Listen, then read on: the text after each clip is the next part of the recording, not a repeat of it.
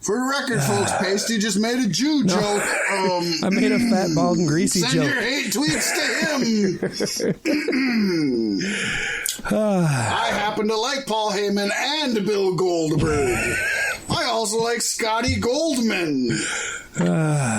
Colt Cabana, here's to you. Mazel tov. Let's move on to our injury report before things get more weird. All right. Time to find out who Jewed it this week.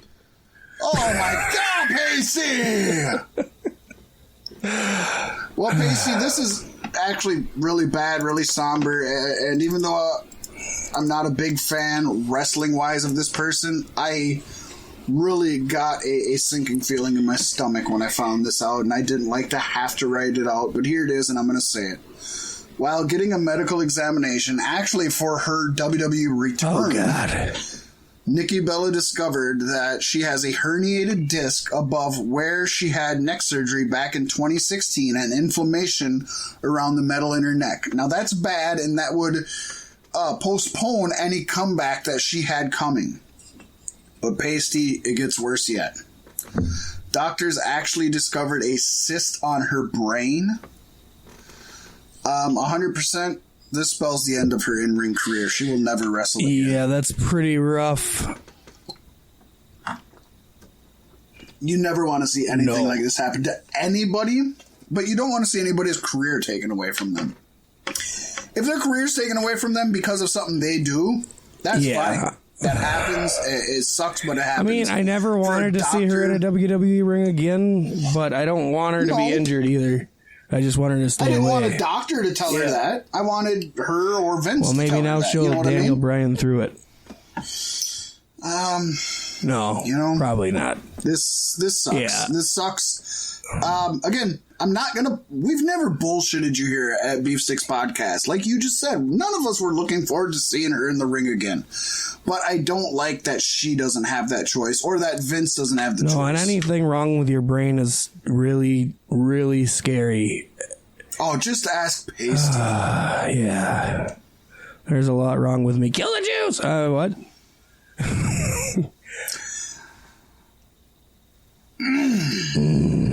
I joke. Let's let you take this next one. All right. Speaking of Evolve, yes. Paystee. Undisputed Era's Kyle O'Reilly is currently dealing with a staph infection. Did he get that from Colt Cabana? I might have made up the staph infection because I was thinking of this story. Colt Cabana's got an injury, but I don't know what the fuck it is, folks. According to Pro Wrestling Sheet, the former Red Dragon received stitches on his back following the fatal four-way ladder match at NXT TakeOver 25 on June 1st. And for obvious reasons. Yeah. Fuck. Jesus Christ. And those stitches recently developed the staph infection. He has missed NXT ring time as well as 2 Evolve events due to the infection. He is expected to be healed up and back in action within a week or so. Thank goodness. Man, Undisputed Era is just, their members are kind of riddled with injuries, and there always seems like somebody's hurt. And they are, but they're one of those groups that kind of put everything out there no matter what. So it comes with the territory, which sucks. But, hey, WWE, some people, injuries keep WWE from ever investing in them. WWE seems more than willing to invest in them, and maybe it's because, and this might be to their benefit, Paystee, that there's 4 of them that even when 1 or 2 of them is out, you can keep the UE name out there. Yep. So, maybe they'll learn a lesson. Maybe they'll bring more factions into the fray for that reason. What if, and this is just me marking out 100%, this has nothing to do with reality. What if WWE just let Undisputed Era be the one faction that just stayed together from beginning to end and never split the fuck up? That'd be beautiful. It's not going to happen. Oh my God. Roddy Strong's going to take that championship off of Cole. You could bring 1 or 2 people in and let them leave, and you could let like a Roderick Strong leave and then maybe come back in a few years or something. But what if they just kept it? What if it was their NWO, but they didn't fucking dilute it like WCW did? It would be awesome. It would be great. Now And I think, you know, that group is Triple H's baby. That's his next DX. You know what I mean? I think from what you hear and read about it, I think he's really into this group, and that could help them in the long run for sure. It could definitely help them. You know, they got a wounded knee, but they're going to keep walking because each one of them is a crutch. Somebody who won't be walking from a wounded knee is Lars Sullivan. Oh, shit. I don't give a shit. That's what you get, you racist fuck. I don't ever want anybody to be injured. We've said that before. Yeah, he's racist and not entertaining. But as Uncle Meltzer had put it, Lars Sullivan's knee injury was worse than he anticipated, but we don't know more details than that. He underwent an MRI during the week, and the only stuff we heard is that the company believes he will be out 6 to 9 months for racism. I'd be surprised if he comes back. Yeah. Not gonna lie. He ran away with anxiety the first time. This is a good excuse to just get him the fuck out of here. Yep. He didn't perform well in the couple of opportunities they gave him to, and I think after everything went down in the first place, it was really hinging on him coming back and showing them he can be that monster. It's good though if he's gone, because it's going to give Braun Strowman the ability to be that again. You don't need to, even across two shows. There's not really a brand split at all anymore. Honestly, what they need to do with Braun Strowman is put him in a tug of war. That's the only thing that's going to get him over. Because all wrestling fans want to watch a tug of war. Yeah, I bet we get a lot more of that, too, with this no wrestling during fucking commercial breaks. Oh my gosh, I would have a fucking heart attack. It's just as bad as the fucking arm wrestling matches of the Attitude Era. You know who doesn't want a heart attack is poor beautiful Bobby Eaton Paste. You remember him from back in the day, right? Yes, you do. Anyways, he was hospitalized late last week. It was initially rumored to be a heart attack, but Jim Cornette, of course, you know, being the manager he is, he cleared that up. He wrote on Twitter he did not have a heart attack, but congestive heart failure and fluid buildup in his chest, legs, etc., causing his heart to work harder. Medical personnel calls that a heart attack. It's so much simpler than that. His heart failed and fluid just built up all over his body. His heart was working real hard. He was just blown up. Being treated with diuretics, changing meds, heart rate down, pacemaker is fine, the situation is improving, and he said that he thanks all who are worried. So we are glad to see good old Bobo doing well. You know what? There probably is a slight difference between what they said and... Not much. You had a heart attack, all right? Yeah.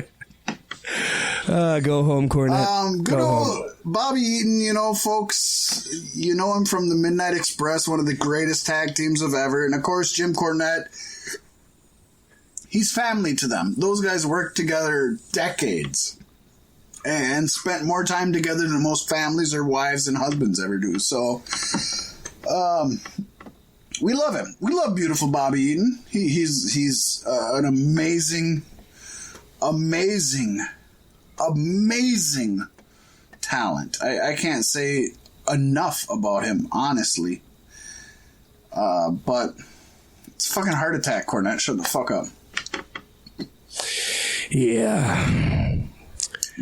Man, from injuries to legal news, the train just keeps on rolling.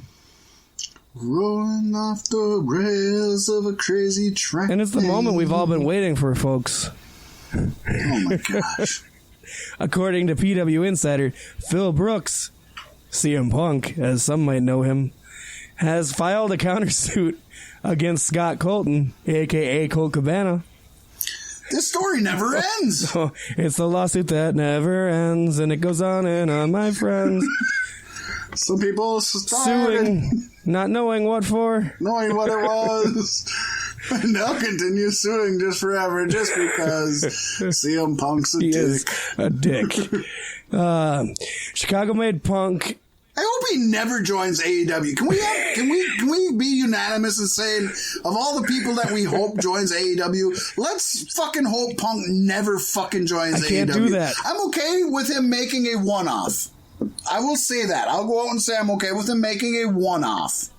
I don't want him to be regularly employed in any fucking pro wrestling show that I'm watching. As long as I don't have to know him personally, I want him to wrestle. And I want him to wrestle in AEW. I know what he's doing personally, though. That's what bothers me. It bothers me, too. And it bothers me more that I can't be unanimous with you. I can't. I'm sorry. All right. Well, go ahead. I'll let you continue. The Chicago-made Punk is seeking $600,000. God damn! For general damages. Boy, I bet he wish he won that fucking UFC fight. He would have got that purse. That bronze medal probably looks good hanging on his wall, though. That it does. He's seeking $600,000 for general damages as well as interest and legal fees in response to the amended lawsuit that Cabana filed in August of 2018 in response to the breach of contract by Brooks after his legal team dropped Colton as a client. I heard he also wants a pat on the back, a thank you, a kiss on the cheek, a tussle on the top of his hair because his father never gave him that. Nice little pat on the bottom like they do in baseball, and just a little lickage of the taint between the nuts and the asshole. Just shit my pants on Smackdown Live. Please retweet. Yeah. Basically, this is a fucking real mess between these two fucking former tag team champions. Best friends. Multiple-time former tag team champions. This is going to be you and I in 12 years. Well, I already hate you, you son of a bitch. Sue me for $600,000. You don't have it. I love you, Paystee. I love you, too. This is just... I will never sue you until you make money, Luke. I promise I will never sue you until you have money. All right.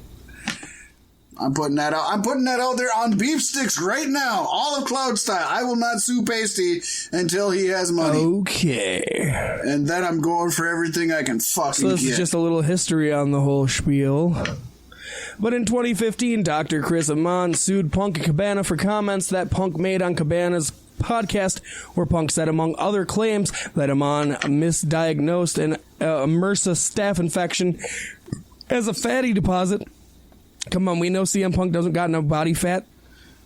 You're a fatty. Look at you, little fatty. Look at you, little fatty. Punk claimed that a very different doctor said that it was his penis. A very different doctor. This motherfucker was purple. Purple and oblong. That's not a fatty deposit, Punk. That's your penis. It's okay, little chub. It'll happen. It's okay. You're fine. You're fine, Punk. We feel bad for AJ, and we have a catalog of different remedies that could help her. But you're fine. Yes, but Punk claimed that very different doctor said that he should be dead after wrestling with a staph infection for months. Should be dead. The jury ruled in favor of Punk and Cabana, and they did not have to pay anything to Amon. Punk had... I wish they would have ruled in favor of the doctor and Punk would be dead. The doctor's right. You should be dead. Cabana had sued Punk last August for breach of contract and fraud over legal fees related to the lawsuit. Paystee, remember the old days when I used to be the one that kept the fucking show on track? What the fuck happened I'm editing there? This week, my friend. I see your game. Oh, yeah, that's right. Fuck. I didn't even think of that, but now I'm going all out, buddy. Punk had to cover Colt's legal bills in a contract. However, Punk's legal team dropped Scott as a client. Cabana got his own representation after their falling out. Cabana is seeking $200,000 for his personal legal costs and additional damages. Punk claims he spent $1.2 million in legal fees between himself and Cabana in the Amon lawsuit and was never reimbursed, which he stated violated fundamental principles of justice, equality, and, get this, good conscience. It's like the old Superman cartoon. And he fights for America, justice, and the honest way.